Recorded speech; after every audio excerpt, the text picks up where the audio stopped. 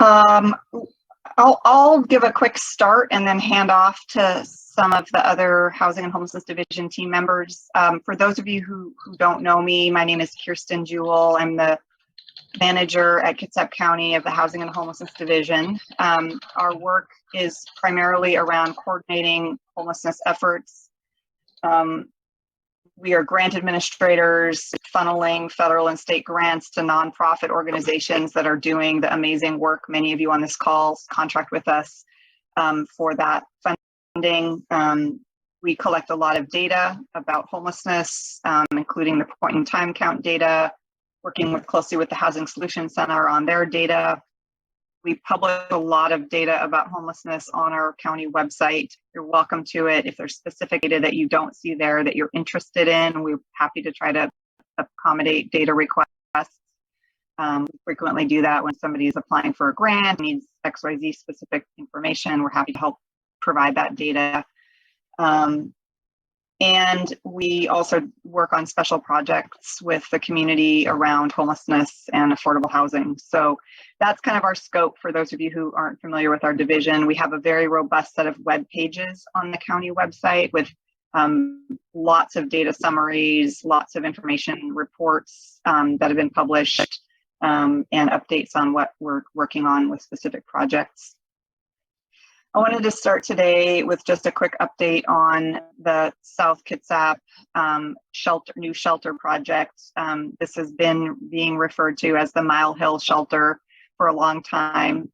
We finally have named the building so that it's not just a reference to the road that it's on. This is now being called the Pacific Building Project.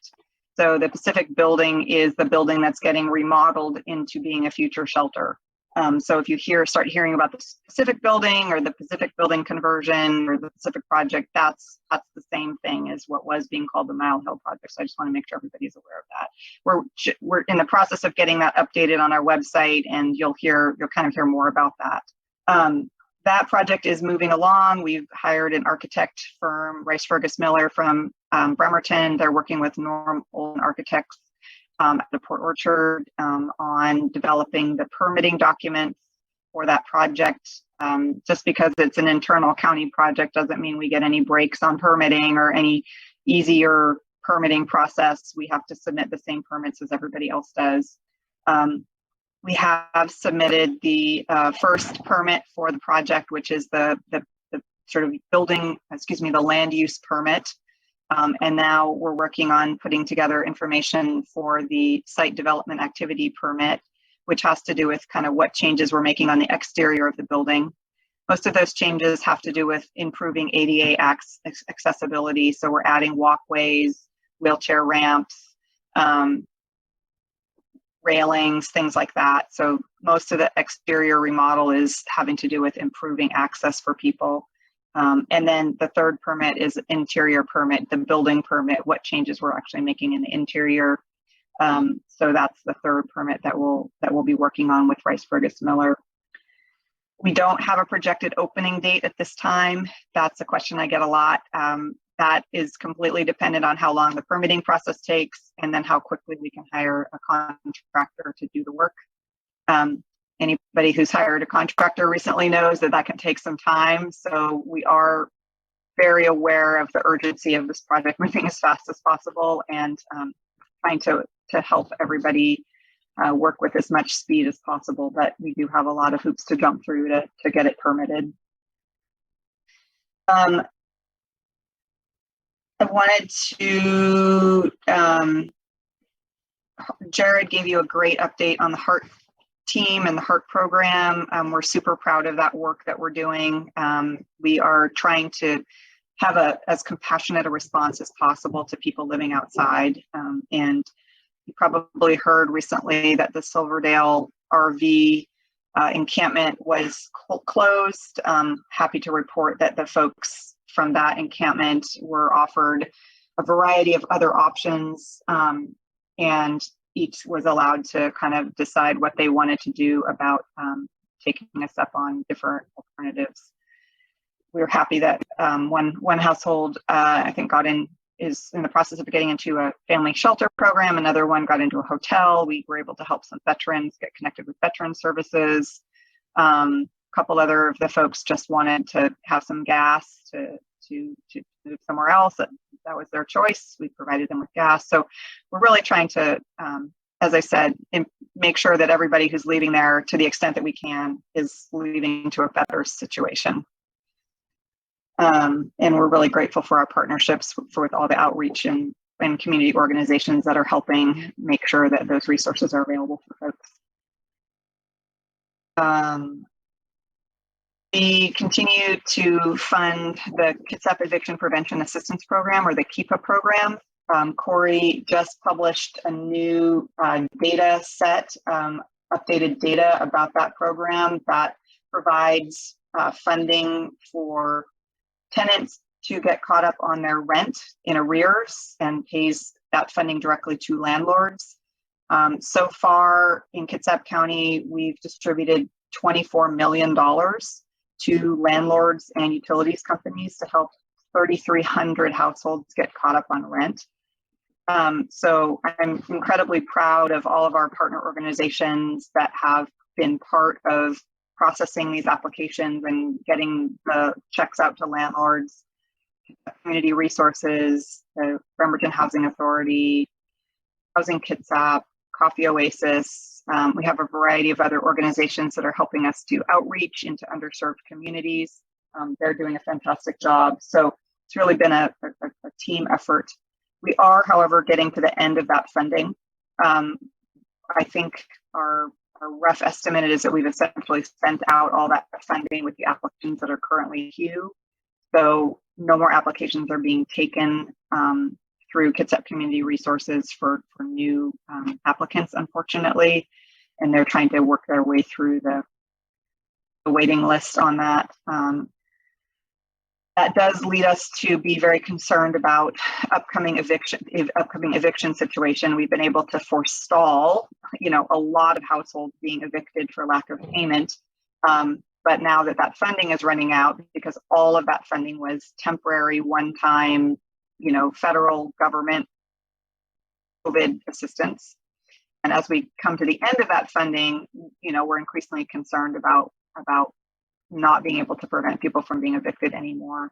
We work really closely with the Kitsap Dispute Resolution Center, Kitsap Legal Services, Northwest Justice Project, and the Superior Court to try to plan and coordinate our efforts around evictions. But I just wanted to earmark for everybody that we're very concerned about what we might be seeing in the near future around evictions, because we don't have the ability to sort of pay that back rent anymore as we did during the pandemic time.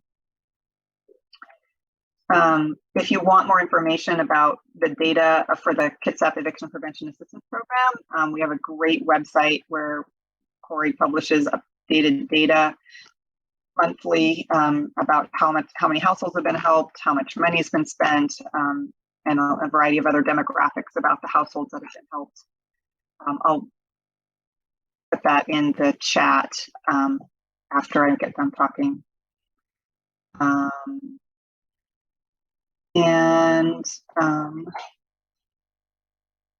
last thing I want to talk about before I turn it over to Virginia to talk about monitoring is the comprehensive plan updates for the Kitsap County. So each jurisdiction is doing their own comprehensive plan. So each of the cities does the plan and the county does a plan. And that comprehensive plan is the guiding policy document for the next, 5 to 10 years. And it sort of lays out what our plan is around various different land use and zoning policies. So it's more broad brushstrokes of what we're going to do. It's not as much the action specifically, but it lays out the framework for how we're going to make changes to our land use and zoning plans. And this is of particular interest for affordable housing, which is, I think, what you're probably all interested in, because in that comprehensive plan, each one of our comprehensive plans, there is a housing element. And that housing element specifically talks about what are the policies going to be around affordable housing. This time we do this update periodically. This time there's more specific direction from the state of Washington in terms of legislation that requires that we are much more specific in our comprehensive plans around providing housing that's accessible for people in various different income levels. And so there's a lot of work being done at the state level and at each of the local jurisdictional levels on making sure that we're planning for various different levels of affordable housing and affordability. I'm bringing this up now because a lot of times people think this is so far off in the future, it's so esoteric, it's high-level policy stuff, but it's really, really important because this is sort of the roadmap for the future of what's going to happen with affordable housing in the different cities in the county. And for the county government, which is all I can speak to, the kickoff for the public input for the comprehensive plan is at a meeting tomorrow night at 6 p.m. I'll put the link in the chat. And I really, really encourage everybody to get involved. I know it's short notice to go to a meeting tomorrow night, but there's lots of other ways that you can give feedback and input into what you think is going to be important to be considered in this update to the comprehensive plan. And I can't emphasize enough how important it is that citizens get involved in giving input, especially citizens such as yourselves who are particularly interested in making sure that there's a lot of housing that's available for our lower income earning neighbors.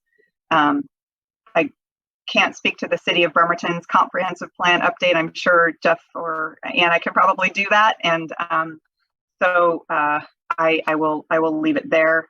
Wrapping up the county's plan update for this meeting, wanted to let Virginia give a little bit of an update on where we are with monitoring. And then Corey, if you could give an update on the point in time count data. Or did you already do point in time count last month? I was out of town.